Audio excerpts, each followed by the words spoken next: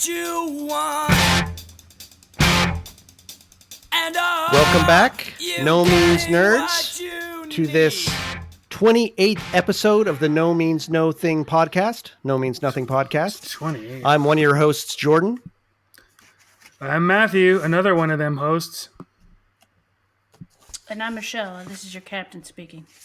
Nice. You know what? And it occurs to me that we have had actually a lot of new listeners over the last couple of months, and we have not gone back and talked about the conceit of this podcast in the sense of how we're selecting songs and stuff. And I think a lot of people just start with the latest episodes and then work backwards, which is all fine. So, Matthew, why don't you take people to school about how we're doing this? We have a little script, and it dips into every song of No Means No's, with some exceptions that have Jello in them, and randomly pairs two songs. So they could be 35 years apart. They could be adjacent on the same album. We do two pairs per episode, and we argue and dissect the relative merits, and then vote, and we advance them sports bracket style to the next round, which its form has yet to be determined, but we may try to loop some defeated songs, pugilists Please. all back into the mix for the second round. Oh, for sure. We haven't decided. It's still a ways off, so haven't decided how that's going to happen. But we'll probably involve you, the listener, in some manner, shape, or form. People's choice. And I just want to emphasize for people, we're not choosing these matchups. Nope. These matchups are chosen for us by the terrible machine, as we like to call it. So it is a random algorithm or not an algorithm. I guess it's an algorithm. It's this little fucking web script I wrote. So that's right. And I love it and I hate it. You know what I would do? I'd put all the songs in like a fucking pail and just pick one. Oh, one of those big bingo things, right? The big bingo randomizer. rollers. I'm old school, baby. That'd be sweet too. I'd love it if we could do that on like a YouTube thing. But, or write all the names of songs on cigarette butts and put them in a gutter. There you go. A little hint, ladies and gentlemen, about our songs for this evening. Mm-hmm. But before we get to that part, what used to be labeled the "What Are You Drinking" segment is now the power of positive drinking. Thank you, Matthew, for that one. I love that. And that's now the official canon. That segment. Was sort of actually caromed off of something that Ian Roberts said. So thank you. Thank you. Thanks, Ian. Thank you. So I usually go first, so I'm going to go first tonight, but I don't have a Marniac. Do you know what I have? No. Look at that. Holy ladies and gentlemen, I'm going to show you what I have. Oh yeah. I saw this and I'm like, you know what? It's time. Oh, look for motherfucking Guinness. Look at people. I'm converting them. Oh, I've always loved Guinness. It's just been a long time, and watching you have it every week. Good. I'm going to go back to my usual probably next week, but no, you won't. I will. Truth be told, this week was the week when I do the big event where I normally have the Armagnac for anyway. And so I've already had my Armagnac, and I'm like, I don't need that twice in a week. We'll do. I thought you had it some earlier tonight. Oh, you're one of those responsible drinkers. Nah. It's just I drink rarely enough that when I do it, I want a little variety. And plus, I've just been watching her. I've been watching Michelle pop these open, and Guinness used to be my go-to for a decade, and I haven't had one fucking forever. I'm like, what the fuck are you doing? What? Oh, and see, you got it in a can. That's great. It's way better. Oh yeah, gotta have the widget. Gotta have the widget. I'd never get a bottle of Guinness. Forget it. Never ever. Unless that's your only hope. Don't do it. Nope, not even then. I don't think. Wow, it's beautiful. Look at you. It's settling. Oh, you even get what the hell is that? It's a mason jar. That's what we use in our house. You don't have a fucking pint glass here? I don't have a pint glass. Isn't that sad? Unaccustomed to drinking, he can put the lid on it for later. Exactly. You can't make it through that one can. Like, wow. Oh, Jesus. If I do make it through this can, that's going to be pretty wild by the end of the night. So we'll see. Thank you. Wow. All right, Michelle, what do you got for us?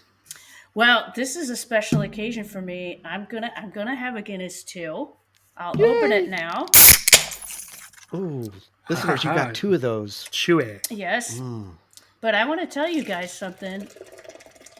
I'm not pouring it by the mic. I'll pour it by the. This is a special occasion for me to have this Guinness. Sounds like body bag. Yeah. Don't say it sounds like the pee in the bucket. I have decided. That's what it'll be later. Right. Yeah. Except it'll be a toilet because I'm civilized. I have decided that I'm not having beer in the house anymore because I was drinking a lot of it. I mean, a lot. So I got some tonight. I will continue to have some for this special occasion. But I was having a lot of beer and every night, and it was not doing me any favors. So it's only for special occasions. I got a 4-pack tonight. I'm having probably 2 during this. On the other 2, my housemate hid until Friday when the Bill Maher show comes back on schedule. So nice, good for you, Strangey. That's fucking huge. It's huge. Yeah, that's another thing. I'm getting huge, and like these beers are not doing me any favors.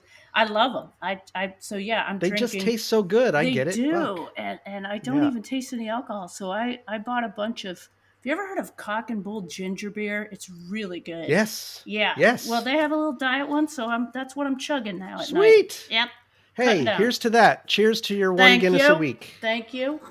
I guess I'll wait. I won't take a sip yet until Matthew reveals his choice. Actually, yeah. I mean, he's getting to the heart of things here. It's like on a similar note, yeah. I think both of us and maybe many of you out there in the world during all of this COVID isolation and sort of really taking a look at what to do in your house in the evening, and rather than examining your problems or fixing that thing you needed to fix, developing quite the antagonistic relationship towards alcohol.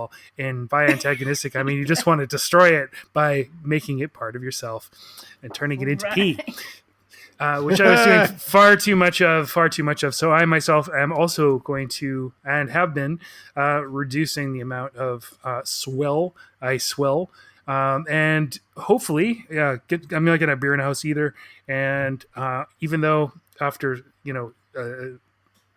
2-3 decades of drinking, I finally have a beer fridge as of a couple months ago, but I'm not going to keep beer in it anymore. Wow, look at us. Or just a couple. I'm just power positive drinking will be my drinking, and that's what I'm and I'm sticking to it. So tonight I have the Fogels and Warlock Mountain View Blackcurrant Sour. Hey, there we go. Mm-hmm. Well, that's got delicious. some Japanese stuff on there, or Chinese. Probably Japanese, Japanese? but yeah, it's Mountain View, which is a good thing to be drinking. Yeah. And I even brought a glass to be civilized, so that I don't just pop it open, pour it in, suck it out of the bottle like I have toast. been. Let's toast to all this self-care and health and 2022 Holy or shit. 2020, comma 2. What is that? Look at that beauteous thing. Blackcurrant sour. It looks like beet juice. Cheers to both of you. Well, it's listener behind the scenes a little bit before we drink. It's been quite a while since we've recorded. Just so you guys know, we're dangerously close to recording to a near release date. So we'll see you guys soon. We're at the peak of the COVID wave, I think, for many states. So may when this get released, the wave be crashing and subsiding. Yeah. But I've had COVID in my house. Let's all just make it. And here's to you two. I missed you, nerds, and I'm glad to be back talking about No Means No. Hey, so here we go. Drink. All right. Yeah, I'm taking off work until my booster kicks in because I don't really want to bring Omicron home to my elderly in-laws. But I spent I think you can get Omicron. I think you can. Yeah, just by fucking eye contact. I was going to say, I think you can get Omicron over Zoom. I think it's that transmissible, this shit. I feel like crazy. A moving target, man. Yeah. But what were you doing today, Matthew? I want to hear about it. Well, my state of mind out in the garage here, it sort of got piled. Projects happen in here. It gets dusty. It gets messy. And it was really like bummed me out. So I spent 5 hours today cleaning it up. And so I'm in a better mood for the podcast. Nice. Rather than sitting in a pile of crap like I had been in the last couple. Fuck. Much nicer. Out. Also, ladies and gentlemen, Guinness is real fucking good, just for the record. And good for you, really as they say. Mm-hmm. Even the pregnant ladies in Ireland apparently have them once in a while. explains a lot. All right, so here we go. We are now, I don't think we've got any other business really, other than we just got to get back on the horse. It's been a while. I'm a little rusty, so forgive us. We've got, as usual, my tagline, some interesting songs, some good lineups, good matchups. We're going to see where it goes tonight. We're going to start off with what I believe for most is a bona fide classic that I adore. So our first matchup this evening. Type it in. Oh, that's right. You know what this matchup is, don't you? Oh, but you don't know our order. Yeah, I need direction here. So let me do the order. Our first matchup is Rags and Bones off of Wrong, 1989, and also, of course, off of Live and Cuddly, 1991, versus Slugs Are Burning off of All Roads Lead to Ausfart, 2006, and nothing else, I don't think. So two very different songs, two very different eras, and I cannot wait to dive into this. I get to go first on this round. We're going to hear from our Lucky Pierre in the middle, Michelle, and then Matthew will pitch cleanup for us. So before we start waxing about this song, hunker down, y'all.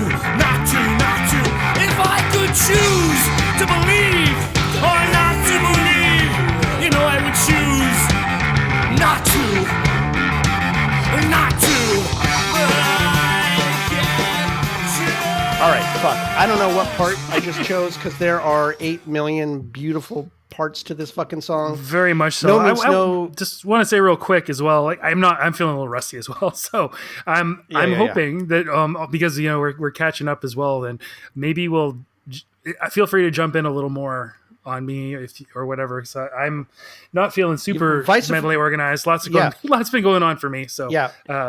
Vice versa, unless it's a crab on your shoulder, then just fuck right off with it. So where'd he go? Damn. This song to me is like their ultimate or their top tier party song. You could bring I've dropped this song at so many parties. I feel like you can go to almost any party of any kind and put this on and it'll be all right. People are gonna fucking rock out to it and go like, who the fuck is that?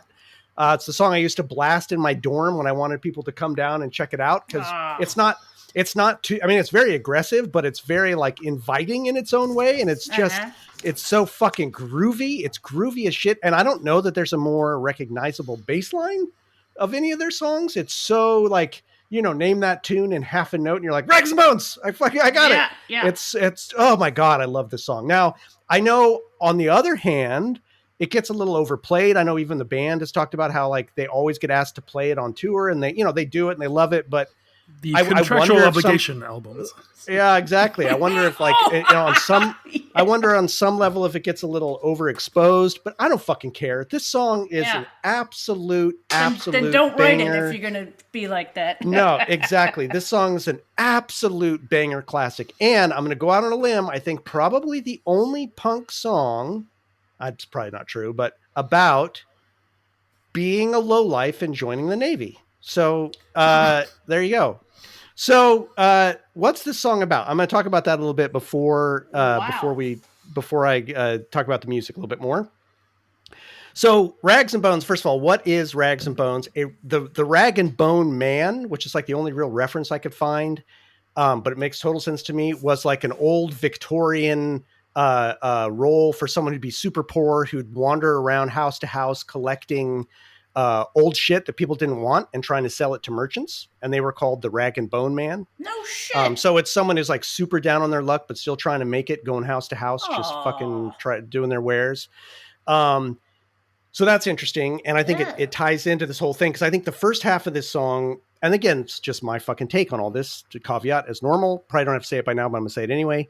This first half of this song of this song, before we get to that great bridge, seems to really be describing someone who's just fucking pissed down on their goddamn luck and just at the end of their rope. We start off with this really neat trio of lines. Christ was married on the cross. My father was married to my mother. And I'm married to a cigarette butt lying in the gutter. So we have this neat thing they do in a lot of other songs where they start with kind of the most holy form of commitment that you can possibly have, which is Christ being married on the cross, which is definitely something that a lot of Christian sects talk about. They talk about the fact that that was Christ's wedding ceremony and he betrothed the church, which is a weird fucking thing. What? But I've never that's a even real... heard that. Yeah, that's a real thing. So that's kind of like the most high version Wow. of commitment and sort of connection that you can imagine. Then we go down one concentric circle or maybe many concentric circles, and you have the father and mother married to each other, right? Like that's something we all know about. There's another very common form of connection, but a little more relatable.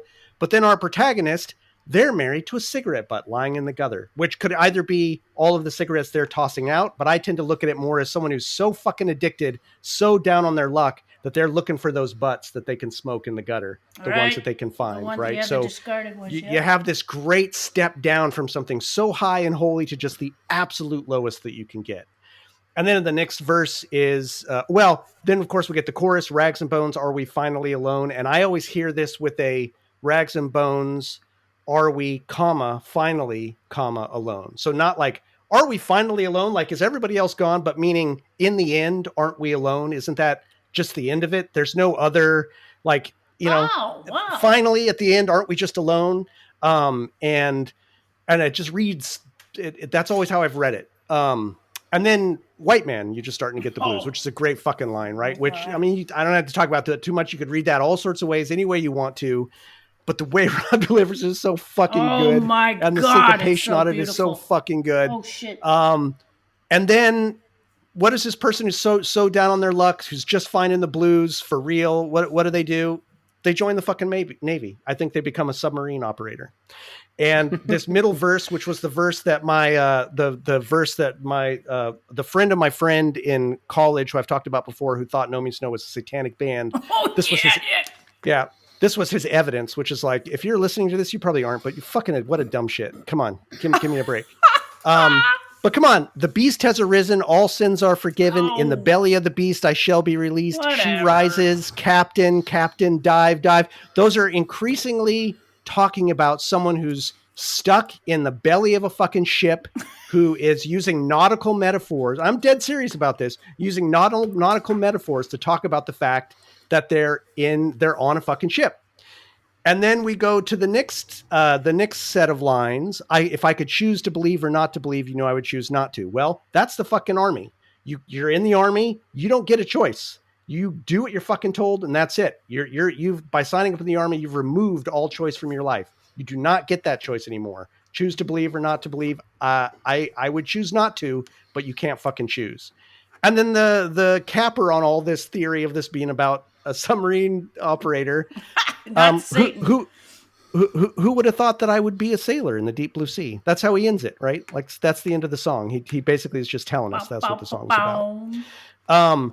Which is when I really listened to the song that way, and I didn't always think about the song this way. I used to think of it more abstractly, but the more I listened to it with this view in mind, it really feels like that's what it's about. It's like a story song about someone who's really fucking down on their luck, says, fuck it, I'm going to join the military, gets in the military, and gets on a submarine ship, which has got to just be the weirdest fucking thing in the world. And then, they're back in the shit, just have lost their will. They don't get to choose anything. They're just in the army now, boy. Fuck it. Or in the Navy, I guess is rather. So sail the seven seas. I was going to say it's their YMCA song. And it's about as recognizable for No Means No fans as YMCA. So or in the Navy for YMCA fans. So there you go. Jesus Christ. So I stick behind that exegesis. I think that's about as close as I'm going to get to the meaning of this fucking song. And frankly, it doesn't fucking matter because this song just rocks. This song just fucking rocks. Yes. Every note about it, the way that the bass comes in on the left channel, the guitar comes in on the right channel, sandwiches you right in that fucking sweet spot in the middle. You've got that gorgeous bridge with the, the beast has arisen, where in every subsequent every subsequent line, they crank it up just a little bit more. Andy's voice gets a little more cranky. The guitar gets a little more cranky. Dive. And I always hear both dive and die. They sound like Andy's enunciation goes both ways on that, right? Yep. And then how could you fucking forget that just amazing fucking No Means No. It's not a cappella because it's still got the drums in there, but that ending part where they're just scatting and rapping at the end of so fucking good. So good. Funky as shit. This whole song is just dripping in funk from the bass line. This is a great example, Andy has said before, where he uses guitar as an object and not as an instrument. And he does that so much in this song in these beautiful ways where the bass is just out front. Pinnacle No Means No. Absolute classic. If you don't love this song, I don't know what. You're a fucking idiot. So sorry, I've said it. Doesn't have to be your favorite, but second that emotion. Come on. Everyone loves this song, right? Everybody. And you can play it for your grandma. Probably not, but you can play it for your roommate and they'll like it. And if they don't, they're a fucking idiot. So yeah, I think I probably could have gone more into the fucking lyrics, but I think I made my case. So there we go. Strange, I'm going to pass it over to you. What do you got for us on the secret sauce? Well, the first couple of lines I wrote were the beginning lyrics because I think they just grab you by the nuts and make you pay attention that Christ was married on the cross. My father, what? Did you just whisper? I said, something? Yeah. No, I said, yeah. No. Oh my God, they're so great. It's incredible. And the bass drum part. Come on, let's talk about that bass drum. The drums, whoever mastered it or recorded it. So my God. It's really good drums. I love listening to the bass drum in that. I love listening to John. But then Rob stands front and center with this bent masterpiece. And when he gets to my favorite part, I just about die. I remember sitting in the car with my boyfriend at the time, smoking cigarettes in the park at night. We weren't even fooling around. We were just sitting in the car at night in the park, smoking cigarettes and playing this tape that was clearly going to get destroyed because we played it so much. and the best part, the part when Rob goes, "White man, you're just starting to get the blues." Yeah, the blues. Oh my God. Who are these guys? I remember yelling out in the car, who the fuck are these guys?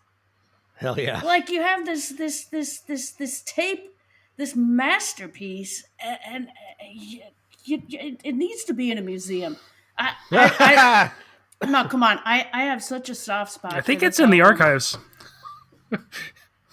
Well, good. Seriously. Yeah, and it recently got congratulated by Canada with an award they won. But this, I just remember listening to this tape in the car, just mouth open, drool coming out, eyes wide, cigarette smoking, like, absolutely. Who the fuck are these guys? Absolutely. It's the kind of song that needs to be engraved on a gold album, stuck on a spaceship, and launched out into space for some other civilization. But then they have the rest of the music on that album is just over here, and then they're killing it, and then you go over there and they fucking kill it.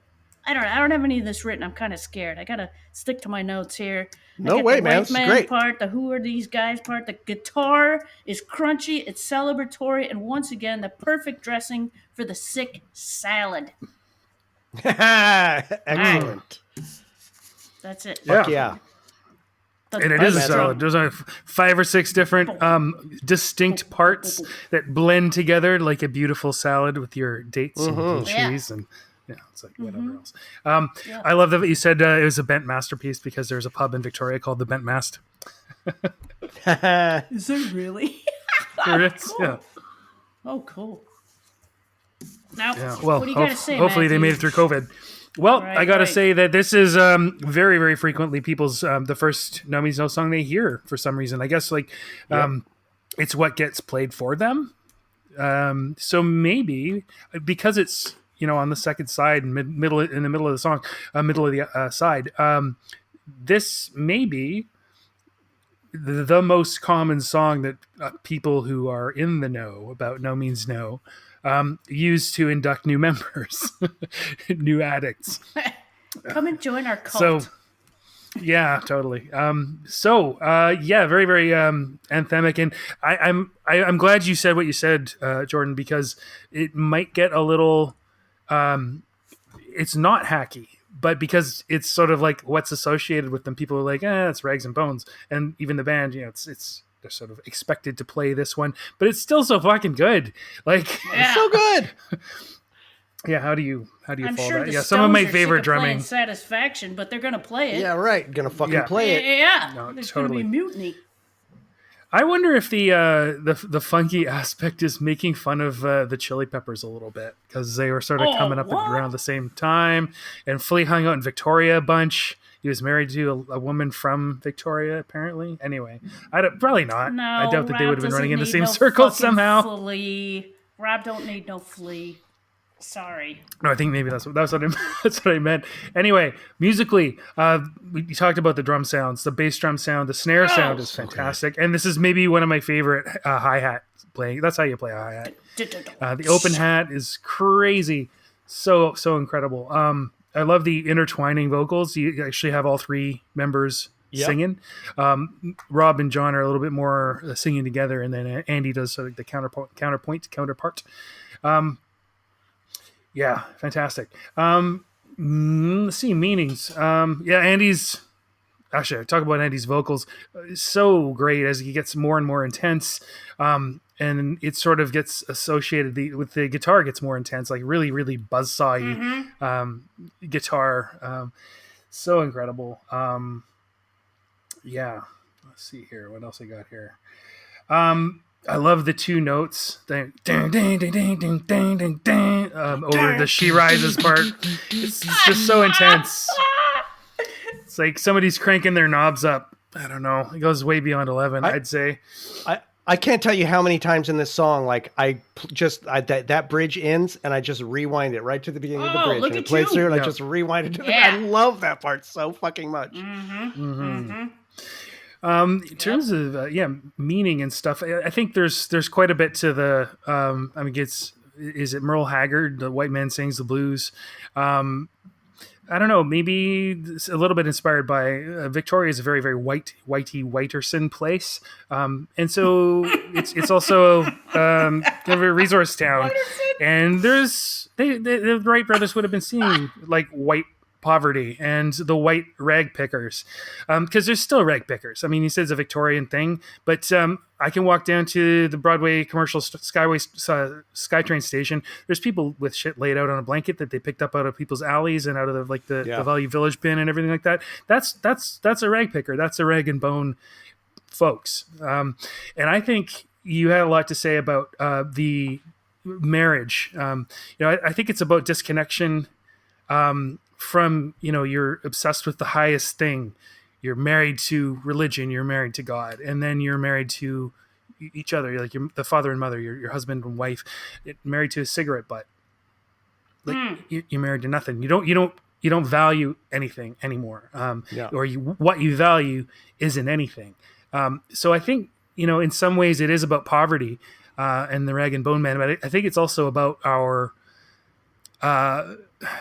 commitments and our interests.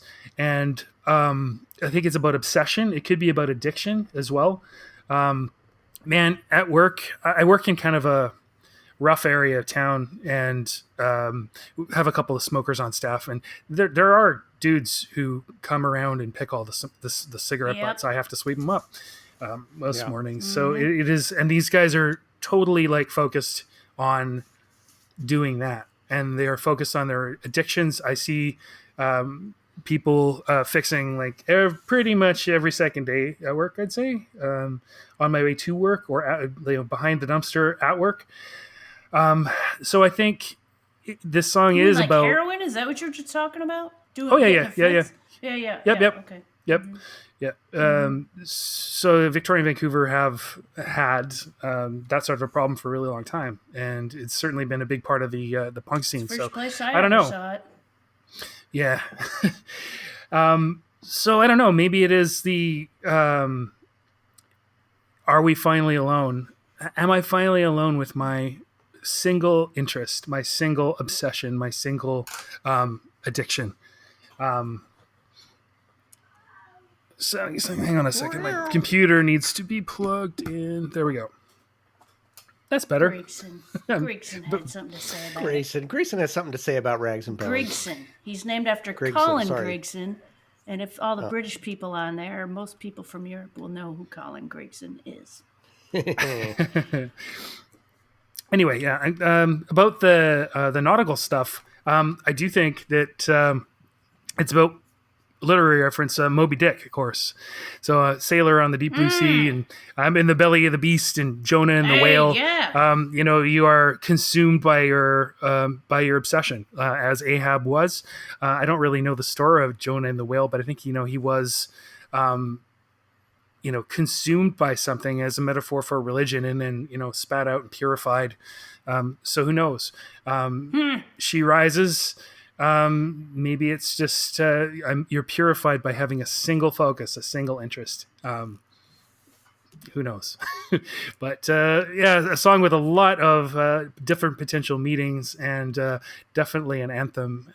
I don't know if I've ever thought so much about what the hell it means. Fucking good as the words. Yeah.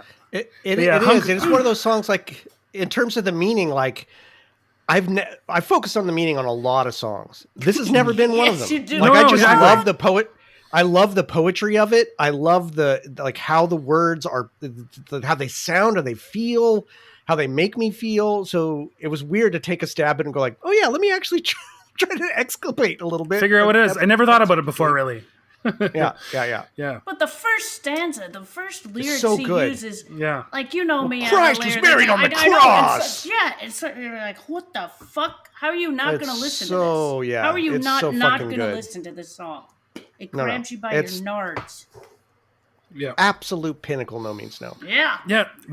Really deep and dark, and still very silly and fun. So there you go. Fun as hell. That's all there Fun is, as hell. Yeah. Oof. Man, All right. they should all cook food, all of them. I know one is right now. And but I know both you feel this way too, but this song, I don't know, even if they got sick playing it live, it always was a fucking ride live. They kicked the shit out of this song. Yeah. Every time. It looked like a hell of a lot of fun to and play. they smiled when they played it, so I'm sure that was Exactly. tough. I'm sure that was tough so for them if they fucking were good. bored stupid, but hopefully So they fucking realized good. everybody hearing it was just jacked, Well, the crowd, Yeah. every time I Yeah. saw it, they would just go fucking nuts when I this know. song would come on. Yep. So, yeah. It's a good tune. Yeah. Good Yeah. tune. Absolutely. I definitely have a little bit of disagreement about castigating a song for the fact that I used to get elbows thrown in my face during it. But I know. some of the real bangers off of Wrong, I don't fault people for really getting into the music, but it almost seemed like songs like Oh No Bruno, people were doing their intense little thing in their little, cylinder. This song was a little bit more like put your arms on the shoulder of the dude next to you. And, like, Yeah. It's a little more The equivalent of putting inclusive. the equivalent of putting the lighter in the air for the No Means No show. So Yeah. so fucking good. Exactly. Yeah, so good. Yeah, this so one good. feels a little bit more like Community somehow. Yeah, good way to Yep. put it. That's Yep. exactly right. Exactly right. All right. Anybody else Uh-oh. got any final thoughts on that one? I'm scared. I don't want to go to the next one Why? That's all right. because I don't. All right. Well, we're gonna move. Matthew, you wrapped up. Yep. All right. So we're gonna move on to Slugs Are Burning off of Ausfart. So everyone, get out your fire extinguishers. Let's listen to a My little phone's bit of this. ringing. Just hang on a second. I don't know how to Whoa. decline a call. Matthew. Answer it. Decline. Would you like to extend the warranty on your vehicle? Exactly. No. Sorry about that. It's the Navy calling. It's That's the all right. new. It's the new headphones that are now connected up to my phone as well as the computer that I'm. Bluetooth. All I right. didn't So turn we're that gonna off. have a little blue flame Get those blue flames. Sorry about that, And everybody. get out your slug. That's all right. Get your slug sickle out. Let's listen to a little of this. Slug sickle?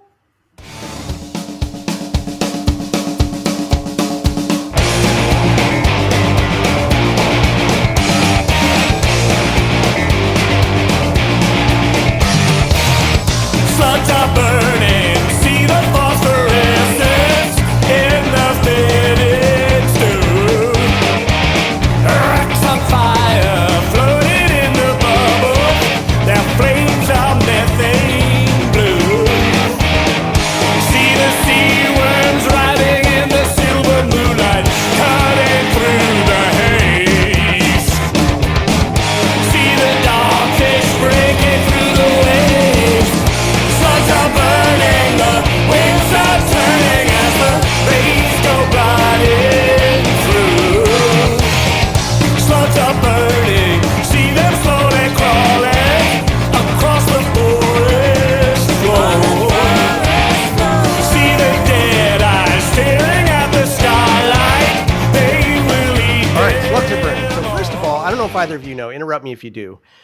There was a song that John engineered, maybe Rob even played on for a different band, but they wrote the music and it had different lyrics. That was this song, like No. musically.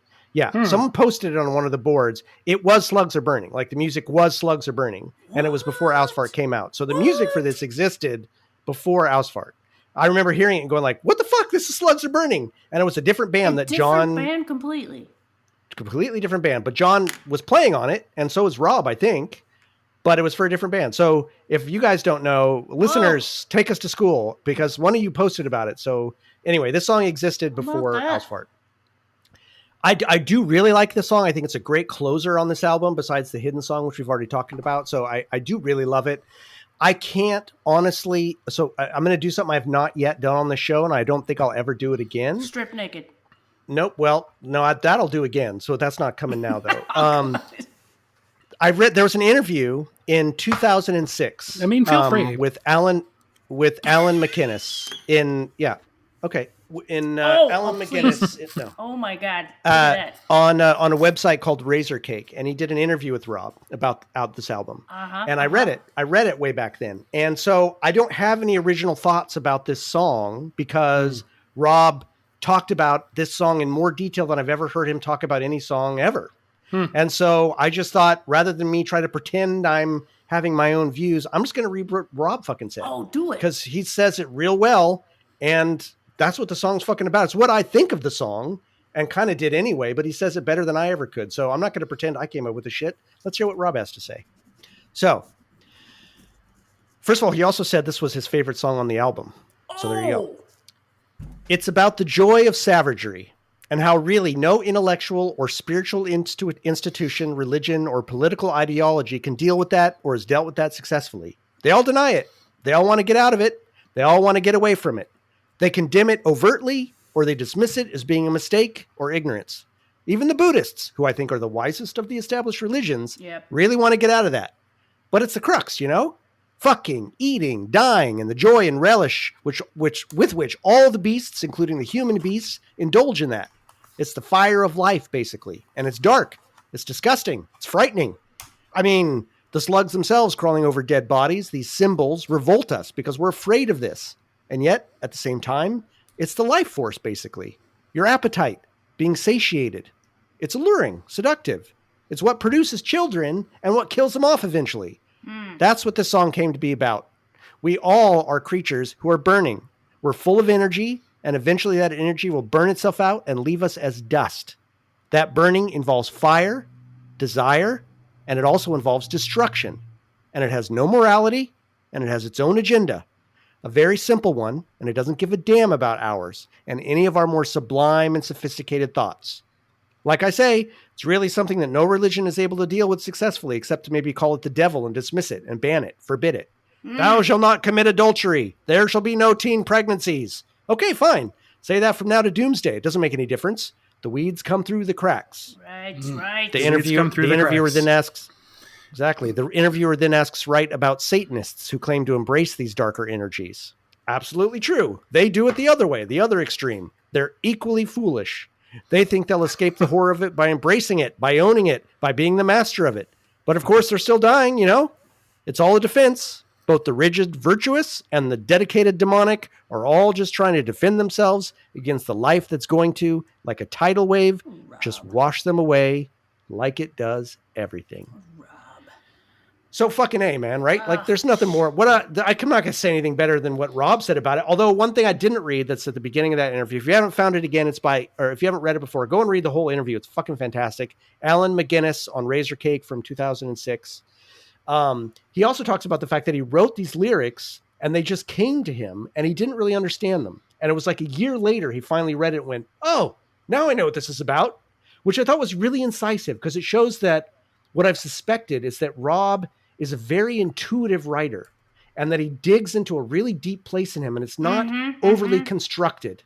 That's, I think, one of the reasons it's so brilliant because it's from a place that's deeper than just the discursive mind that sits and tries to construct what the right rhymes and right lyrics are. Right. To discover the real meaning of a song a year after you've written, that really says something about the creative process. I thought that was really fascinating. So I really like the song. It's very Hanson-y, right, in its construction. Again, like it's way more Hanson-y on that other version I heard that doesn't have these lyrics on it, which the lyrics were much more straightforward. But it's really great. It's really tight. It's really dancey. It's a great sort of energetic way to end it. As he kind of talks about, like it is dark lyrically, but it also has this really sort of fucking just danceable energy. It gives you that life force that he's talking about underneath it. So it really does like juice you up when you hear it. It's only 3 minutes long. It's so fucking short. It doesn't feel like 3 minutes, but it's only 3 minutes long, which for them is like, that's nothing, right? That's a nothing song. So I think this is a great song. It got an unfortunate pick this week, or pairing, but as Rob said, it's his favorite on the album. I don't agree with that, but I'm glad it is for him. And I love what he had to say about it. I think that's very incisive and I'm done. Michelle, what do you got? Oh God, come on. Don't make me say anything after all that. Well, I didn't say it's Rob, so if you're going to diss the song, you're going to diss Rob. Even better. Like, you know, come on. I set you up to fail. I don't want to say anything after Rob. You know, fuck me. Or not. I guess you're going to make... You got to say something. Okay. Those are the rules. I don't make the rules. Okay. You kind of did. I like this as a cool, straightforward piece. I was born... That's what I feel like right now.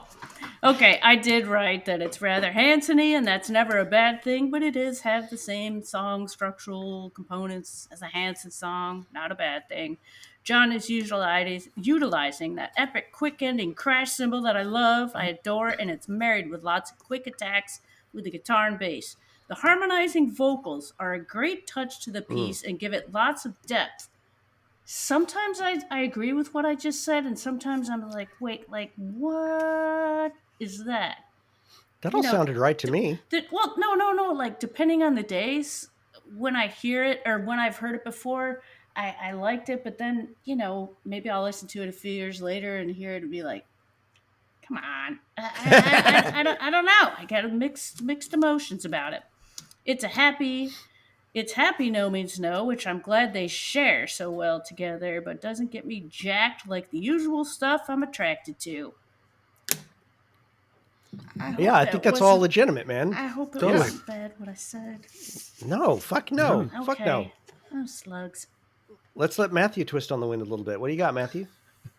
Very...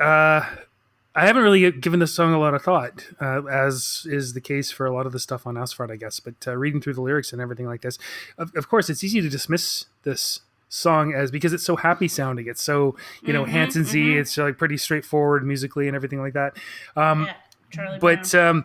Initially, I was kind of thinking that, there's some sort of environmental thing to it. But I'm like, nah, it's Rob, right? So, Rob, right? It's Rob, right? It's Rob, right? Oh, yeah. Perfect. It's a song about decay, and it's a song about the world is turning to like it's about there's talking about vultures, talking about wolves, talking about sea worms, and of course the slugs. it's about the joy of death and decay, and just like you might as well exult in it. That's all, Because folks. you know, mindless scavengers and decomposers, like they're you know, dead eyes staring at the moonlight. You know, if you've ever spent time in the forest, if you've ever spent time in the forest by the ocean, I don't know, maybe because of where I'm from, this song resonates for me a bit, because I've spent a lot of time, not just as a high idiot in my 20s, but like as a little kid, staring into tide pools at the margin of the water, and you know, kind of looking at and just marveling at the incredible drama that goes on in like a fucking mucky pool of water in the rocks. You know, you're looking at these things that are preying on each other. They're trying to mate with each other, trying to, you know, kill each other. And they're like, you know, hermit crabs fighting each other to live in the shell of something else that's dead. So there's just all of this stuff that's going on. And it reminds me of unfortunately he doesn't listen because he gets too anxious from podcasts these days, but our Irish listener Sean, who sent in, or not Irish fan, he sent in some of his stories near the beginning, even though he doesn't listen to the podcast.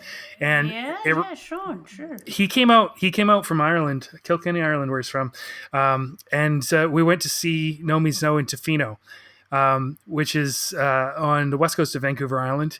And I provided in pill form Sean's first happy bridge, let's say. So he had a particularly nice, good time at that show. And then after the show, we went walking out into a cove, and it was a very, very low tide.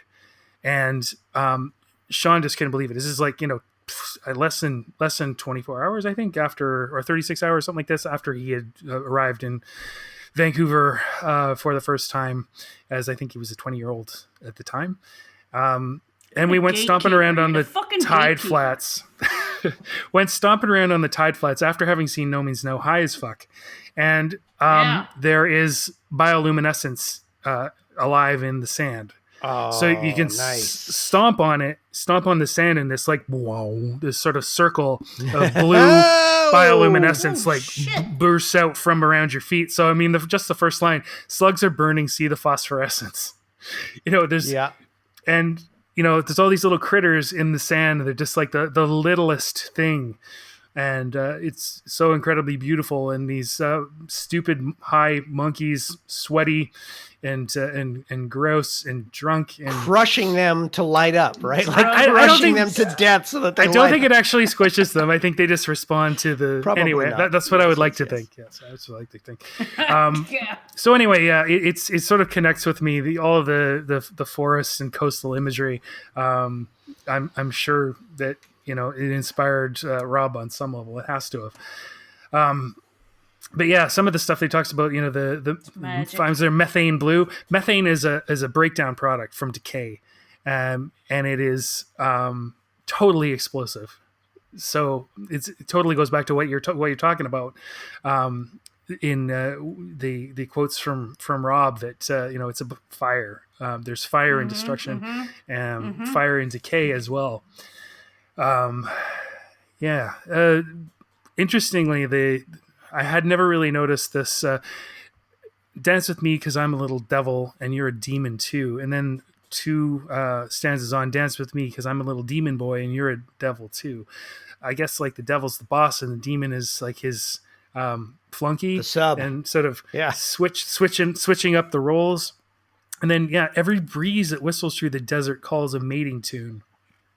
Yeah, that dry, desiccated sirocco blowing through the desert, and it's blowing over the chattel tremble in the stable because they know it's time to soon. I mean, man, this song is so happy. It's about slaves waiting to like for their fate, being sold on through the desert. Hear the jackals cackling in the dunes. They try to escape, they're gonna get eaten up. It's so beautiful, the lyrics. Slugs are burning, the wings are turning as the vultures cross the moon. So yeah, it is. I totally hear what you were saying and what Rob was saying, that it is a song about the exaltation of death, decay, life. It's all the same thing. You can't escape it. Open your arms to it, breathe it in, because there's nothing you can do about it. No, exactly. And and, at its purest form, when you touch it, it's both that fire that burns and the fire that gives life, right? Like you got to grab that fire. It's going to fucking burn your shit, but you got to do it. I found it interesting too that I'd never noticed this one lyric. Hear the howls. They're howling at the yellow halo that shines around the moon. They're not howling at the moon. They're howling at the halo. Like, what did he mean by that? I need more time to think about this one. It's crazy, and I don't know. Like I think a lot of this came from his subconscious. Mm-hmm. So I don't even know that it's overly constructed in that way. It's so poetic, this fucking song. Yeah, absolutely. They're howling at the yellow halo. They're howling at the effect from the moon. Anyway, again, needs more time. Great song. Way more to it than I had kind of given it credit for in the past. And I love it. I don't think I would have heard this without my brand spanking new headphones that I can receive calls from during the podcast. Apparently, that there's very, very faintly at the end, just like a second and a half, you hear crickets. Right at the very end. I haven't heard that. Is that right? I'll have to re-listen. That's awesome. Just faintly, faintly. Ooh, what a nice little Easter egg. Yeah. So well, I mean, anyway, I'm done talking about it. This song goes to show that there's, I often will not dismiss the more Hanson Brothers songs, although I think many people think that we do. I don't. I love them, but I maybe don't take them as seriously in the same way. But this is I think probably to me, this is one of the most Hanson-y of the Hanson songs, but with the most Robbie lyrics. Like they're so beautifully crafted. And just reading this as a poem is a real fucking experience. Like I'll take your hands and give you a Rob. Yeah. The imagery is dripping with just fucking decadence. It's amazing. All right. Well, we got to vote. So we're going to put up Rags and Bones versus Slugs Are Burning. Who's going to win? I vote first, and I'm not going to hold anyone suspense. It's Rags and Bones for the win for me. Michelle, your vote, please. I want to hold it up like I'm on the match game. Rags and Bones. I just see white paper. But there it is. Rags and Bones 2. Rags and Bones goes through. Yep. Matthew, what's your... this is one of those ones, and as you were saying, I was sort of... My knee-jerk might have been a little bit that Rags and Bones is the most popular song off the most popular album, and maybe it's a little overblown. And I was listening to it from that standpoint, like, oh, hey, well, maybe... Obviously, it's going to be a heavy favorite of anybody that you mention it to. So I really wanted to give it a real listen and a real fair shot. It still wins against... It still wins! Against Slugs Are Burning, but I think... earned it! Slugs, if it had gone up against a bunch of other songs, it probably would have prevailed for me, because it's a nice contrast that such a not nihilistic, just like raw subject matter and such a exactly. It's not nihilistic. Such a fun and bouncy song. So I have to give it to Rags and Bones because Rags and Bones is just a really fucking good song. But like I say, it's Slugs. It really does punch more weight than I had given it credit for, and I hope that maybe some listeners and maybe that it gets back in the rotation. Absolutely, yep. But this Rags and Bones is a classic for a reason. I can't talk anymore. Classic for a reason. A pyroclastic has gotten to me, folks. Yes, pyroclastic. Nice. All right, well, it's that time of the evening for us to dip into listener submissions, and you all fallen off in your jobs. We have not gotten any real new ones in a while. Guys! We're going to dip back in, and we've promised to play some of the older ones that we only played part of before, so we're going to do that tonight. But just as a reminder, Matthew, why don't you tell people what they've won on our game show and how they can please send us in some shit. So I kind of try and sprinkle our podcast around other Facebook groups and stuff. 'cause Yeah, I you don't do. really want to spend that much time. So it's on the Punk Canada site or group. And I put it in a Cardiacs one, and I thought that might be interesting. Cardiacs. And we did get a couple new, at least, members to the Facebook group. I don't know if they come around and actually follow the link and make it to the podcast itself. I hope, but we did get a few people after I did that. So if there are any new listeners or old listeners who've forgotten what the hell we've asked you to do, we actually don't really care what you do as long as you do it. Anymore. But a good place to start is tell us your No Means No origin story. Tell us what No Means No means to you. And if you have a meaningful anecdote to do with No Means No, whether you saw them, whether you've seen them a million times, whether you heard them at a party and had a good conversation, made a friend, tell us that stuff and send it into No Means Nothing podcast, No Means Nothing podcast at gmail.com. We've had some incredible submissions and people really like to hear it seems. So if you're out there listening and you have not submitted, please do so. You can send it to there. You can just let us know what you want to do. You can type it out. We'll read it. We can help you with the technical aspects if you have difficulty with that sort of thing. Hey, or you can... Or call us. Yeah.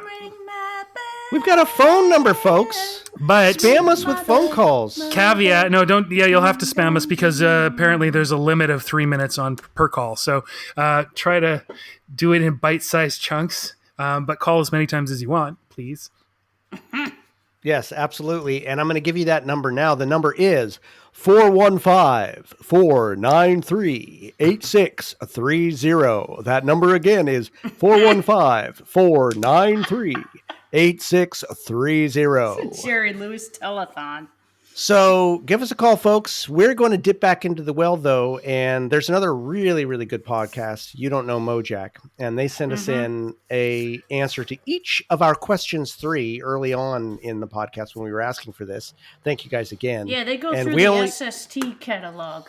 Yeah, They go through that's the right. whole SST catalog. That's right.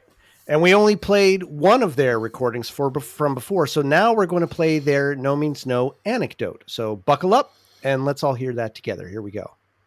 Hello, my name's Ryan. My name's Brand. And we're from the You Don't Know Mojack podcast.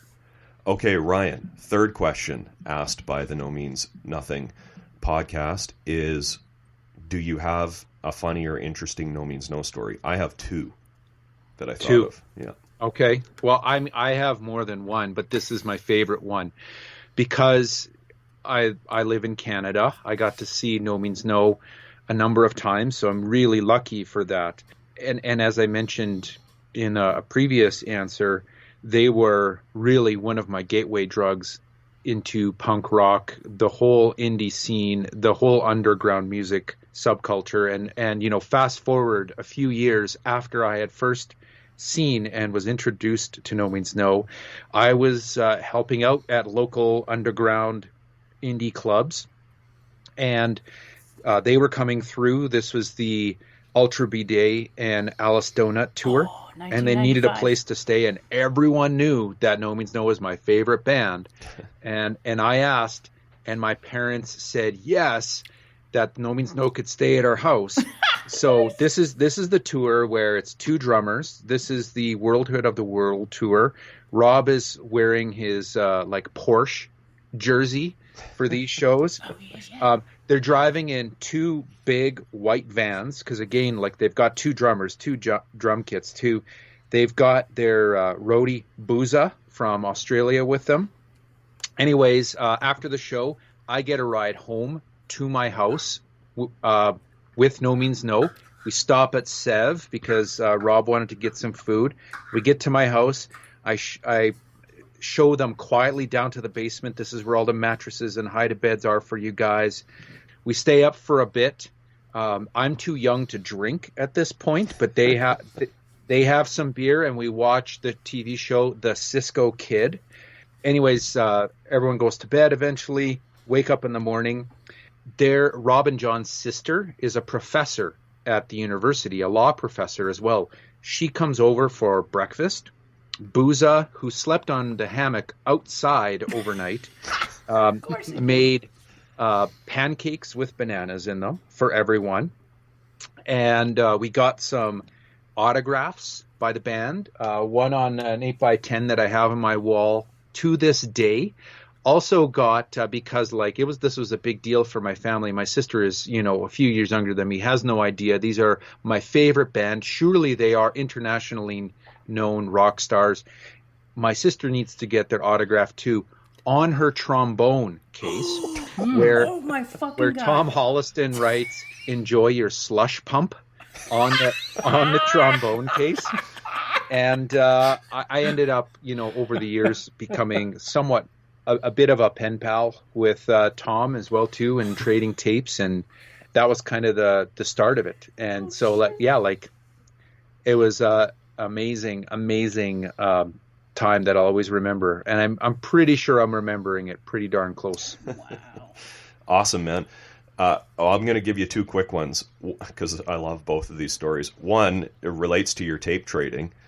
That tour that you just talked about, I made a bootleg recording of them live in Calgary, Alberta, Canada, on the World Hood tour on a cassette recorder. Gave it to you, forgot all about it, and way later, you told me that in all your tape trading that was one of the recordings that had been digitized and traded online, and I had forgotten I even made it. So you probably pointed me out where to find it or whatever, and I downloaded it and listened to it, and had completely forgotten that the recording starts with me and my friends getting, I believe, what we refer to on the recording as primed. Yeah. Brent, what are you doing? Getting primed. Yeah. Primed in our world was getting high as a Georgia pine and drinking in the parking lot. And and my favorite thing about it is the track listing on this digital recording. Track 1, I believe it was even titled "Dudes Getting Primed." Or something. No shit. So that was super fun for me to remember, to listen to that years later and remember about that. But my favorite story is I book at a club in Saskatoon, have for many years, and I booked the Hanson Brothers, I booked No Means No several times, I booked Removal, I booked Pigment Vehicle, I booked the Showbiz Giants. Showbiz Giants. All those bands. Booked Ford Pier, and Royal Grand Prix. Yep. And Tom Holliston solo many times. And I love No Means No. I love Tom, but Tom didn't have the best draw as a solo artist, unfortunately. That's too bad. So he and I were spitballing one time about ways to bring more people out to his show. And he said, well, how about this? You're a university town. I have for years been killing time in the van on tour by making up Jeopardy games for me and the band to play on the road, like trivia. What if we do Jeopardy and I host it? I host Jeopardy. God. You find some trivia people, and then I'll play songs in between rounds. And this, I thought it was a great idea. The club I book at has trivia night, so I knew a lot of trivia people that are play trivia every week. So I made up this poster I photoshopped Tom's face on Alex Trebek's face, and made a punk rock Jeopardy poster, and a lot of people came out for it. A lot of trivia people, and I asked kind of some local trivia, I don't know if people really well known in the trivia scene to be contestants, and they came up on stage like Jeopardy style. So hang on, is there a trivia scene? Is there such a thing? Oh yeah, there's people that are really into it. Okay. So I was like, none of these people knew who No Means No or Tom Holliston even were. I was like, yeah, we're going to do this trivia thing, and you're going to be up on stage like it's Jeopardy. So I had a bunch of them up there, and the way Tom set it up is if you want to ring in, everyone had a mic in front of them, like at a podium like Jeopardy, and if you want to buzz in, you just say the word bum. That was Tom's suggestion. And like nobody was buzzing in, and we kept taking intermissions, and Tom would play and stuff, and like all these trivia people were coming up to me going, who the fuck is this guy? I have been playing trivia for 20 years. and this is the hardest trivia I have Oh, ever nice. played. Hardly course it anybody knew any of the answers. And Tom at one point came up to me like kind of sheepish and just goes, "Geez, man, I thought this was a college town." I thought they were smart. So, if that's any indication of like what's going on in that No Means No tour van, super, Wow, me in. cool. super smart dudes. Yeah. Yeah, count me in. Yeah. All right. Well, thank you to both of you again for your submissions. If you're still listening to this podcast, it's been 20 something episodes since you sent those in. Yeah, it's pretty close first to of a all, I year gotta right say now, that- isn't it? Happy year, It guys. is almost a fucking year. I actually wanted to see that. Is it? I meant to go check and see if it was our year anniversary, but it's fucking damn close. Yep. But first of all, those two guys have some of the best radio voices I've ever heard. Oh, man. totally, That's- right? Oh my god! And they're Holy so shit. Canadian, Holy shit. you know, that So way Canadian. they say stuff is so funny. Oh, I love love it. it. I love it. I don't have that thank accent. You, thank you both. No way. No, you don't. No, Not, you don't. Not as bad as those guys do. Uh-uh. I can do it, thanks but to I you don't do both. it. That was amazing. I'm just going to pause for a second here because Matthew appears to have frozen, Oh, no. Uh-oh. and his audio Uh, seems to you guys just stopped. also be gray. So we may have lost shit. Matthew, and we're just going to pause Matthew. here, and we may take a. Oh, Can't he's hear back. Okay, there we go. Now oh we my can. god, He's back. Oh, you guys just froze. I lost couldn't you. hear anything. We No, you insulted froze. his Canadian. No, you froze. I wow. insulted Yeah, we his got the gods of Canadianism. Canada came down. That was a and little kicked scary. our ass. Yeah. That was scary. All right, that was awesome. Now we're going to head into round 2, which is a really fucking weird matchup. So we're going to start round 2 with Lifelike I'm off having of my second Dance. beer. Oh, Sorry. nice. That's all right. 2. Lifelike, that was very lifelike, by the way. Yes. Off of Dance of the Headless Bourgeoisie, actually off the re-release, more likely, 1998, was not on the original track. On the original LP, rather. And then that's going up against John Instrumental off of 0 + 2 = 1.5 from 2010. And first, we're going to let Matthew talk about this lifelike song, but let's listen to a little bit of this genuine original fake. In the morning, I walk beneath the shining sun. My steps reverberate in beat with the mothers of humanity. Those murmurs fill my ears with the voice of God I never hear. I walk along that busy street, and though there's nothing left to see, the streaks of the tears upon my cheeks are life, life, life, life.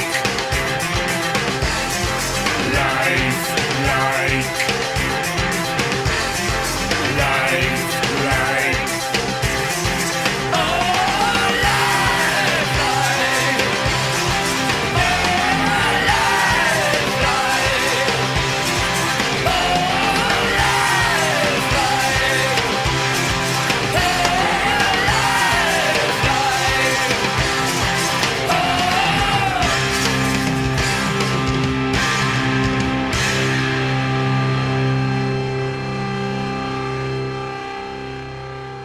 All right, Matthew, you're up.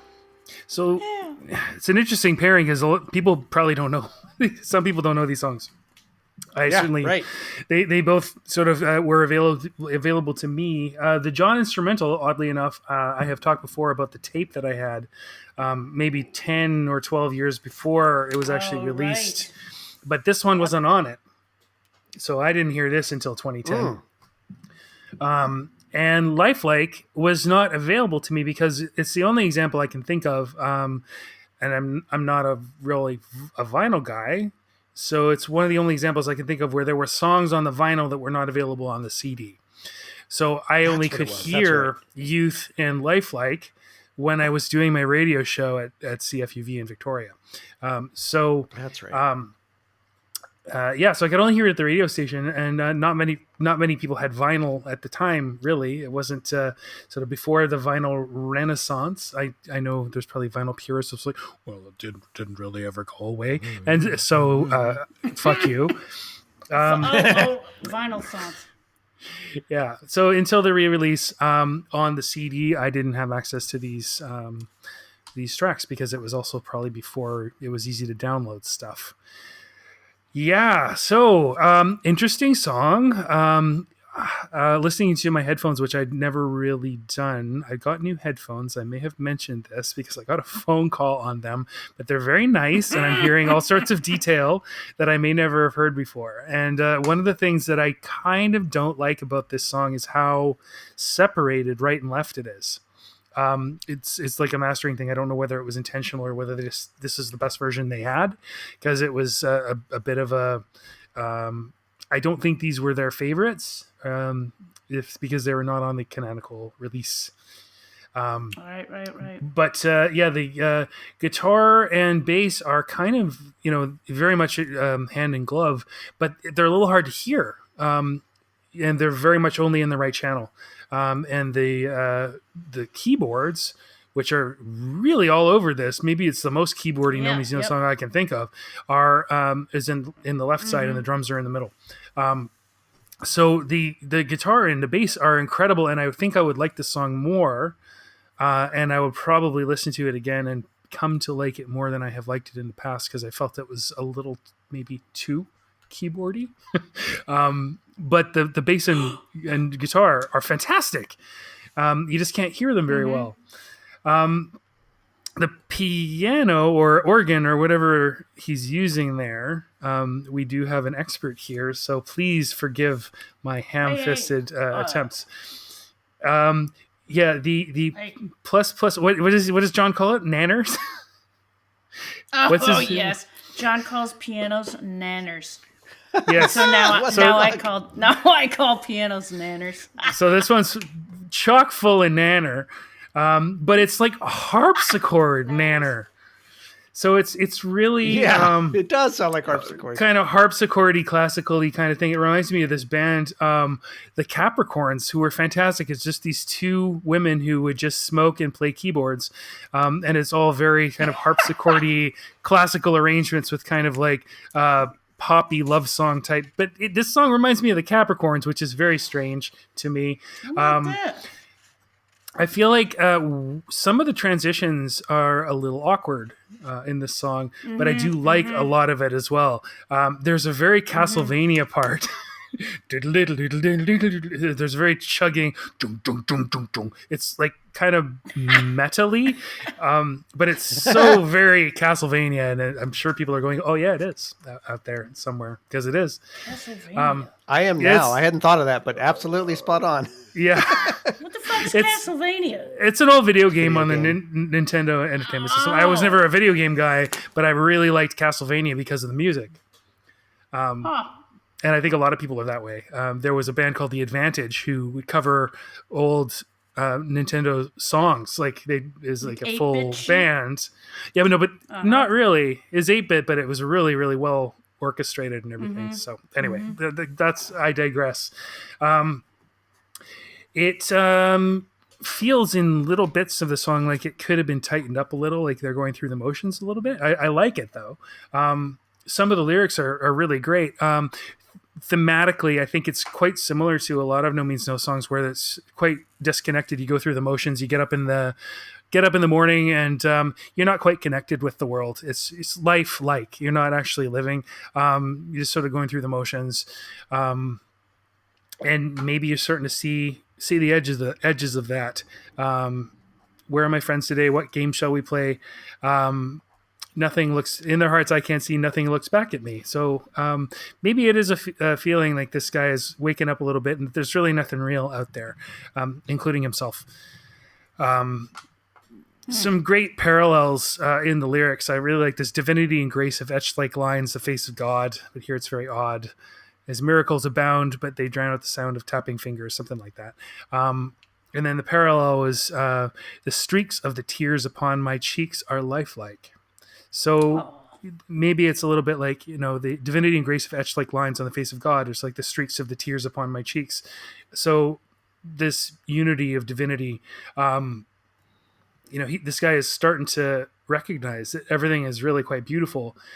His miracles abound, but they're drowned out by the sound of tapping fingers. What are the tapping fingers? Is it impatience? Boredom. Is it distraction? Is it like people just like, unable to focus. I'm unable to step away from what they're doing. Able to step away from their routine, and see the world for what it is. See the actual life rather than just the life like. Yeah, a face for every double take, life like the genuine, original fake. In the lies you tell to me, a reasonable facsimile.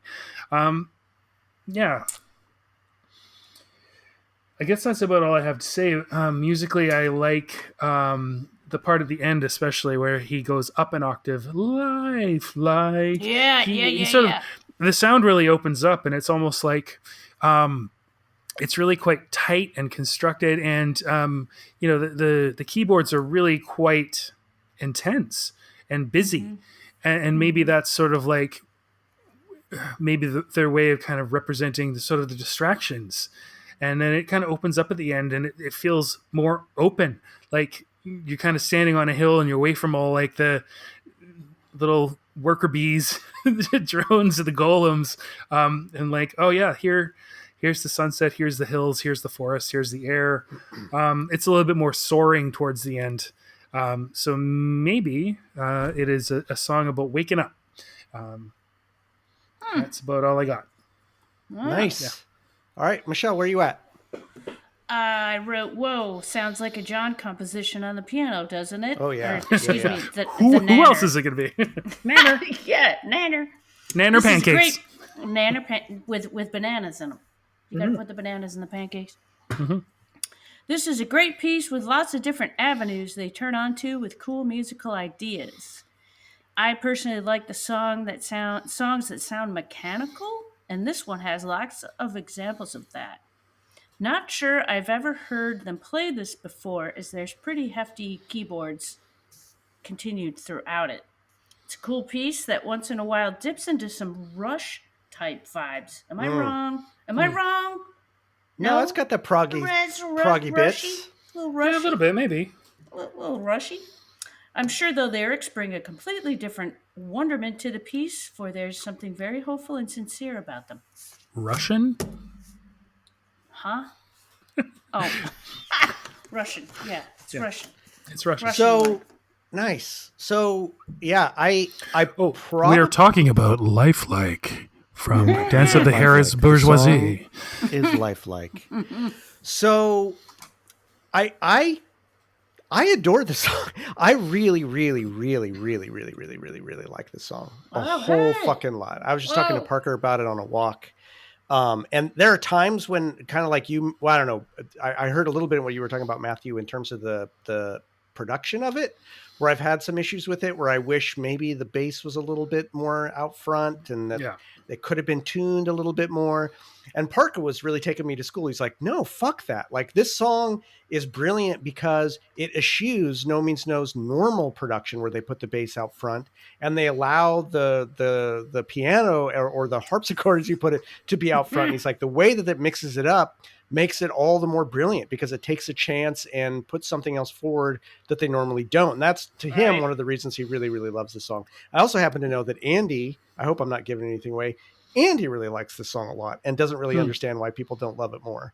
I've seen a lot of people just sort of throw this song to the side. Like, yeah, whatever. It's okay. I don't get it. I think this song is fucking, I'm not gonna say it slays. It's the wrong verb for this. And I don't use that verb anymore, but I just fucking love this song. And before I talk about the meaning a little bit, cause Matthew, I think you got a lot of it spot on in terms of what I think too. I'm going to more slowly read two of the stanzas because I think they are utterly, utterly brilliant. And you said some of these lyrics, but I want to say them in full. So the first stanza is the one where he says, "A million souls await the call to rise and sing. They stand in Paul while in the clouds the angels count the myriad things. Divinity and grace have etched like lines upon the face of God. But here it's very odd. His miracles abound, but they are drowned in the sound of tapping fingers." The cadence with which he says all of that and the beauty underneath it is gorgeous. The way that this song is about, and you touched on this too, the utter banality of this simulacrum that we find ourselves living in. But there's that crack underneath it the whole way through where this person is starting to see the light coming through. Like even in the beginning, there's the great stanzas of, lifelike, a place to live and clothes to wear, lifelike, starting here and ending there, maximizing time and space. But then all this and so much more, light floods the open door, blood rushing to my head. I'm standing on the edge. Like he's seeing through the cracks. He's seeing something else. I got that sense too, that this person is aware of the vapidity, the vapidness that they're living in and the entire world around them, which is really just a simulation of life, but they see the life behind it. And I think that last verse, which goes, in the morning, I walk beneath a shining sun. My steps reverberate and beat with the mutters of humanity. Those murmurs fill my ears, but the voice of God I never hear. As I walk along that busy street, and though there's nothing left to seek, the streaks of the tears upon my cheeks are lifelike. This feeling that this person is sensing this aching beauty in the most banal. Here they are just walking among the humans who are just going about their fairly empty, vapid lives, maybe just doing their fucking thing, muttering, chattering, but still they're overcome by the beauty of it. I don't think these are tears of sadness. I think these are tears of being overcome by the beauty of the moment, of the sheer miracle of just existence itself, not in a religious sense or even a spiritual sense, just in that I don't know if you've ever had those moments where you just kind of sit back and go, holy fucking shit, I can't believe all this exists. Often that's in the face of nature or something like that, but you can feel it in the throng of humanity as well. Mm-hmm. And I think there's that line of, it's drowned in the sound of tapping fingers. That is so fucking gorgeous. What an amazing way to put it. This sense that we're surrounded by miracle all the fucking time, and yet we're totally inured to it. We're just, and I loved what you said, Matthew, about, yes, I always read it as sort of like, you're tapping your fingers, but it's very well just sitting at the fucking keyboard tapping your fingers and just bullshitting your day away, right? Like it's the same sort of thing. Just distraction, boredom, whatever. But we're surrounded by these fucking miracles all the time. Just the fact of existence itself is a miracle. And I think the poetry of this song is absolutely gorgeous. And I love the vitality, the energy of the music, how it has like a sort of nihilistic message, but it doesn't. There's those cracks that come through inside of it, that this person is seeing through it, seeing the light through it. And that's the energy of the music to me. It's that energy of like always moving forward and something beautiful just around the corner. And that ending that both of you have talked about, I get chills every time I hear that when he goes up the octave and he says it, like that is cool. The beauty just screaming through, and it just gives me chills every fucking time. And musically, it's one of their insane calliope pieces. John just on like clearly, I think this is a John song, compositionally, it's just amazing. I know Tom, I think, has said that this is his least favorite No Means No song because of the production. Oh, so there's that. Wow. And again, I'm not sure exactly how I feel about the production. I do think Parker's kind of right. It's one of the reasons I actually really love it, is because it puts something else out front that they don't normally do. I love the fact that your son discussed with you something that is totally your thing and like took you to task on it. That's great. Yeah. No, you're dadding correctly, in my opinion. Yeah. I confirmed with him today that in round 2 he's going to come on and talk with us about it. Good. So I can't wait to have him on. You better wear his shirts too. I want to see those shirts. Yeah. Assuming it makes it through. Any song. Like he's got other ones. This is not his favorite. He's got, I think, I won't say what his favorite is. We'll wait till it comes up. No, that's cool. Anyway, I really, really like this song. I think it's a great end to the album. I mean, so was One Fine Day, of course, in a different way, right? That's the real end of that album. But this is a great coda. And 2 really weird songs to tack on the end. Youth and Lifelike are very out of character for No Means No, which is why I love both of them. I like this one more than Youth, I think. Me too. For different reasons. I think it's the bee's knees. Fucking love it. Love it. All right. Look at that. I was going to say, just adding something on that it occurred to me when you were saying about the, the seeing through the cracks and starting to feel moved by the beauty and the tears coming down his face. I think there's a lot of loneliness in that as well, that nobody else is experiencing it. So he's experiencing the beauty, but also the tragedy that it, he's alone and experiencing it. So, Man. yeah. Oh, Rob. Very layered. Very layered. Rob, right? Robbie. Am I right? All right, let's move on to number 2, which is the John instrumental off of 0 + 2 = 1.5. Let's hear a little bit of that banger right now.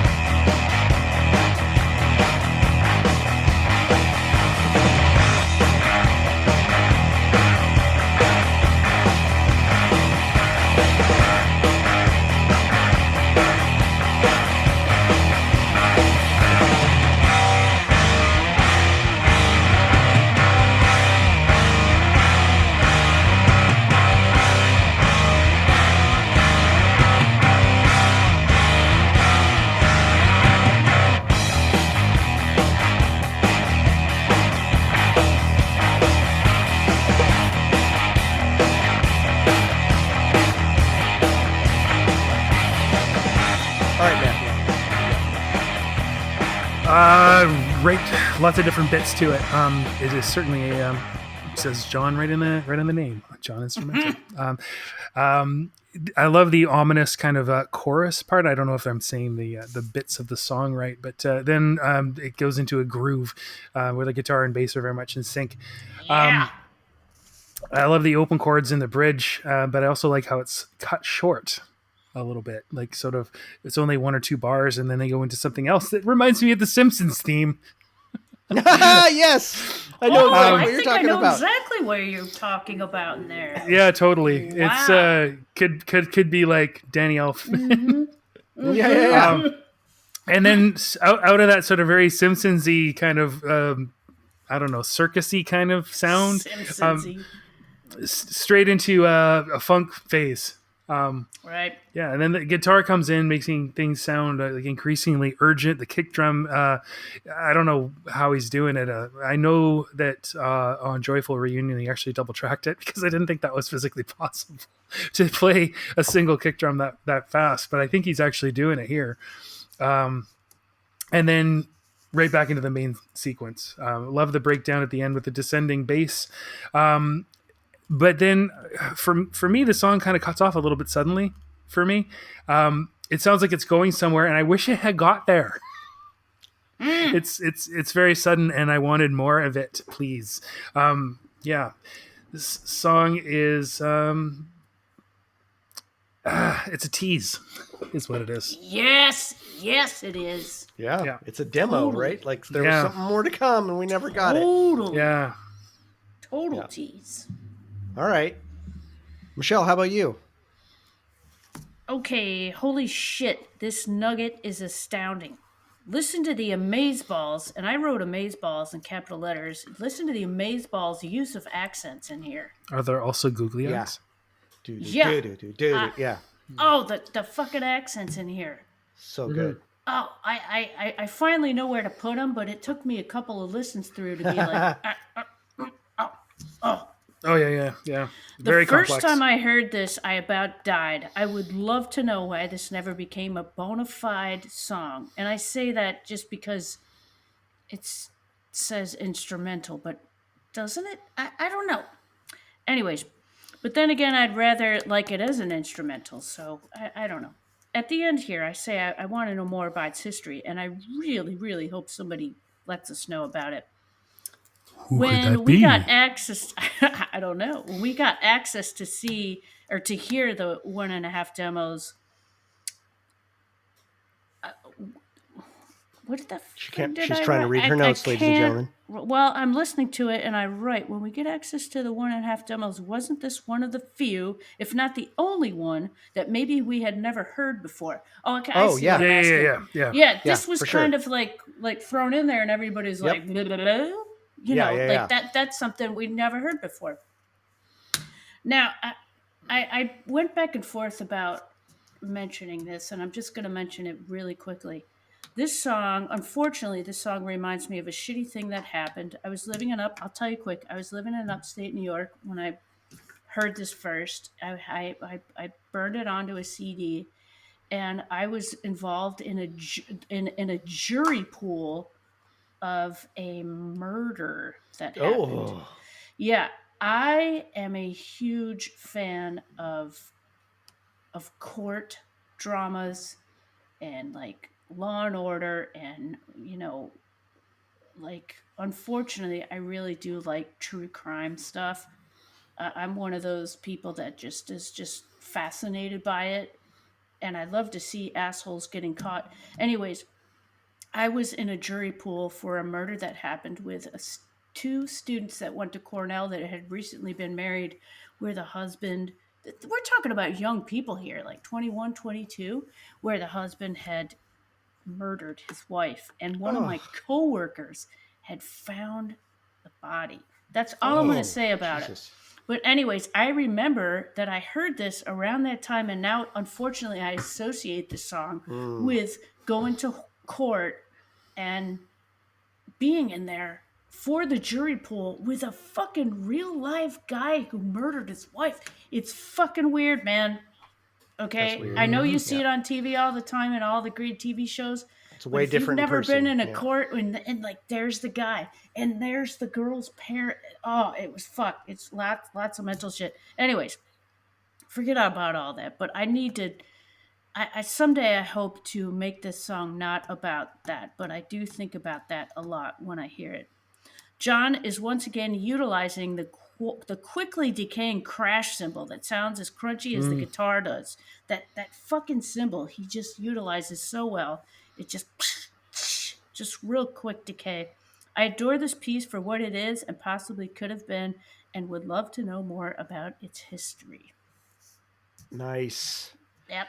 Well, I'm glad you had so much to say about it. That was fucking great. I mean, I feel very similar to both of you. I think what a gift that we got this, right? This demo, this piece, and it didn't just get relegated to someone's fucking tape in their closet that they're like, well, yeah, we had this and we got it. And it's a real fucking gift. I don't have a ton to say about it because you both said everything I would want to say about it. I do really enjoy it. I can't help, being a lyric guy, wondering what, like, I tried to imagine like what cadence of lyrics could be put over this. And I think that may be one of the reasons it never came out of the closet, because it'd be really tough to put lyrics to this. It would be. It kind of needs to stay as an instrumental, which would have been fine. And yeah, it's a tease. It's like, I love it. And that there's a part of me that's like, oh, come on. Got any more of that sweet somewhere? But, yeah, I don't have much more to say about it, right? Like, I can't overanalyze it. Everything you guys have said. I do, though, Michelle, love that you pointed out the accents. I love that part of it, all throughout the song in different ways. I'm wondering if John he's like plays with it the so band fucking well. member that like, I'm wondering if he's the guy in the band that was like, no, we're going to put the emphasis here. Oh, you know it. You know it. I don't John know is a it. consummate compositioner. I think so. John seems to me to be the consummate because he's a drummer. compositionalist. That's where you hit on the fucking cymbals, man. He's a brilliant, brilliant composer. Shit. Brilliant.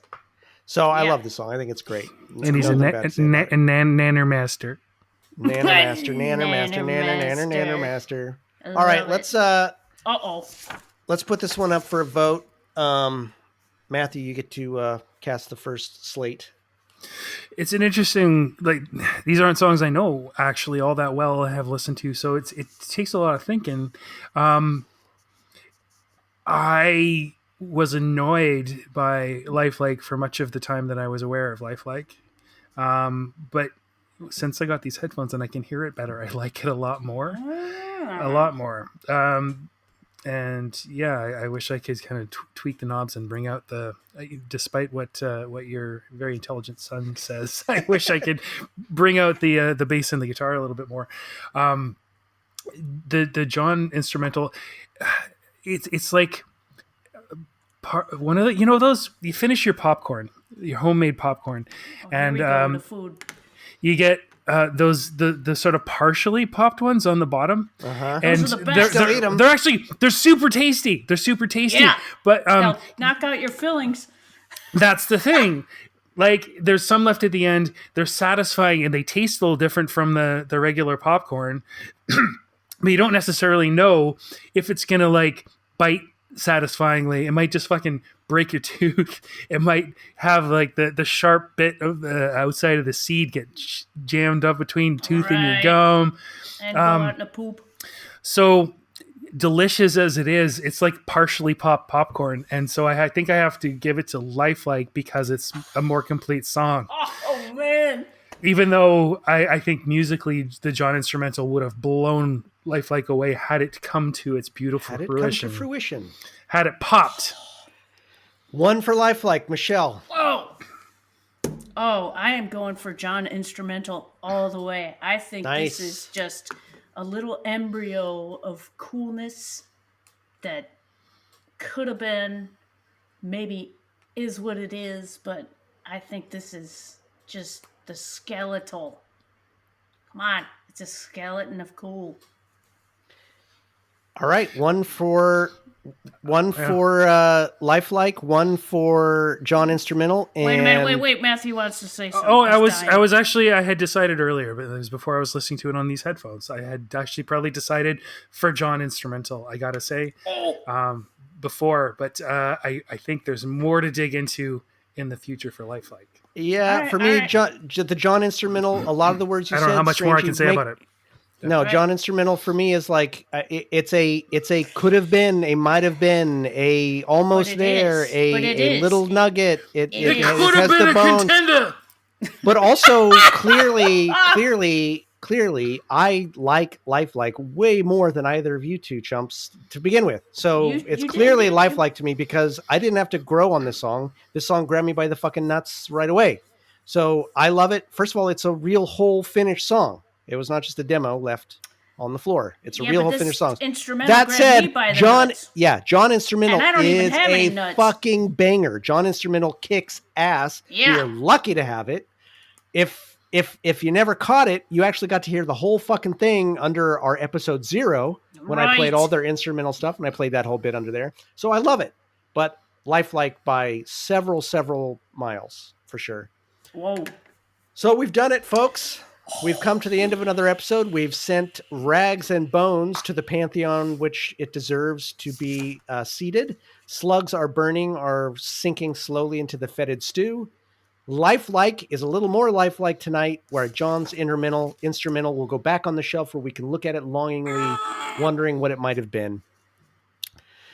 And so now we're going to hit our last segment of the evening, which, Michelle, would you read? Are you prepared to read this for us? I sent this to you via email. Do you got that Yeah, for I'm Andy's prepared. corrections? What are you saying? I'm not. No, I just didn't know. We can't hadn't read talked about it. anymore? No, I want too you. I pissed just about we hadn't the, talked about it before I instrumental? hit record. So No, I'm handy. you can I throw got it shade while you're handy. doing it. All right, so we're going to do Andy's corrections. Mr. Kerr, thank you as always. Michelle, you're up. Andy said that John's instrumental is. Fuck that. All right. Andy's correction corner. Beep, beep, beep, beep, beep. Andy's attic. All right, he's talking about Canada's Pissed. As far as I know, there exists 2 recordings of Canada's Pissed. The first version, included on One Down and Two to Go, is from Rob and John's 4-track days. This is John's song, his music and lyrics, and he is singing here. What? Oh, did I know that? Anyways, Rob's on rhythm guitar, once again with that damn phase shifter pedal. Damn. And bass guitar. Damn it, Jim. And bass guitar, and John's on drums and piano.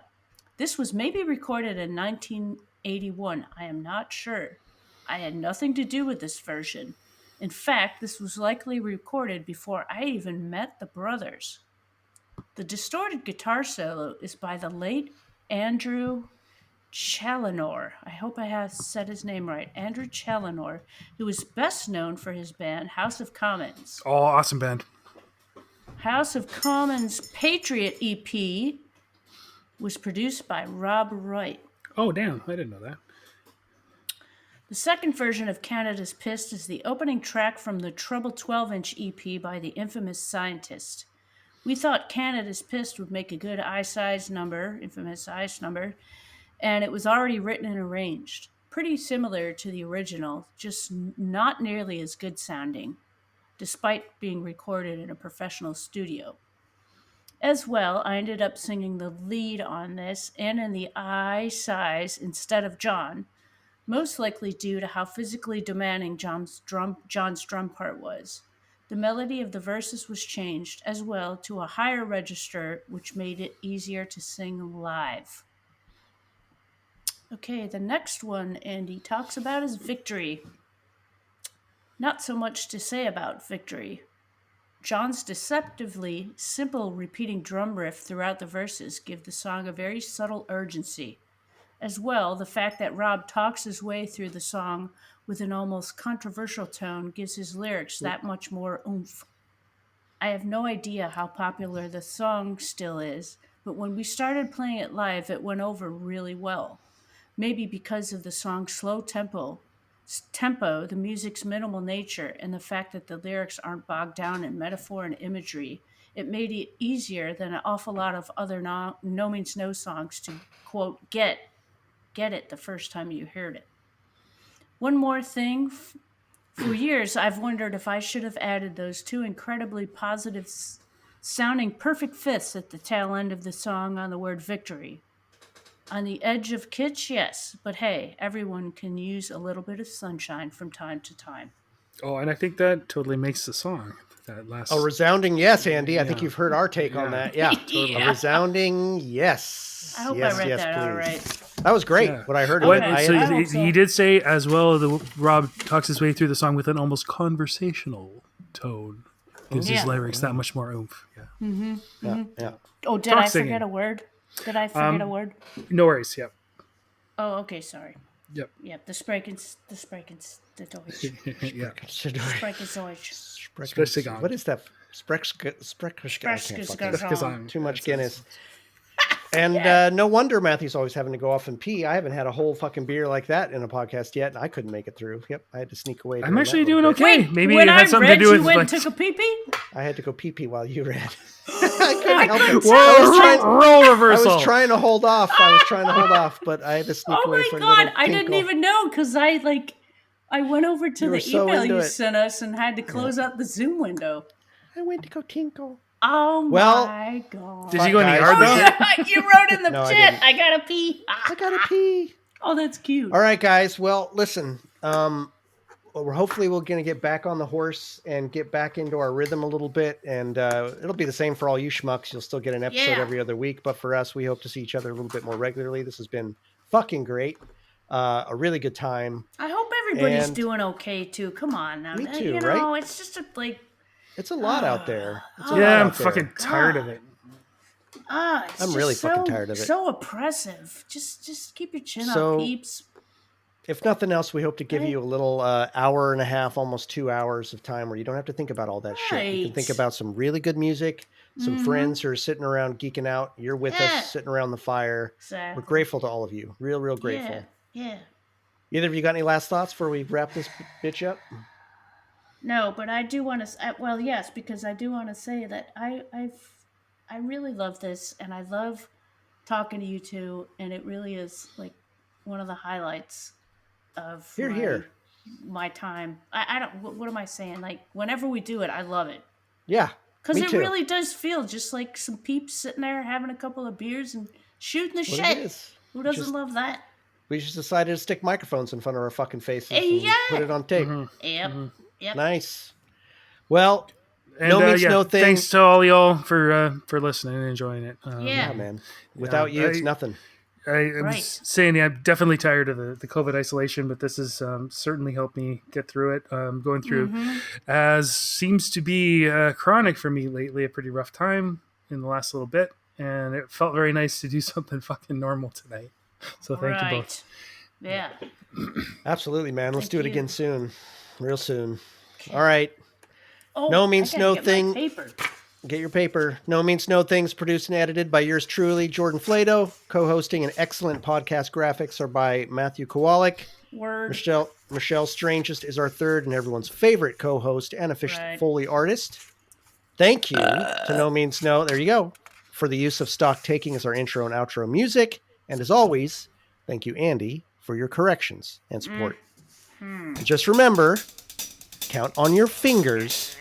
It's the rule of the thumb.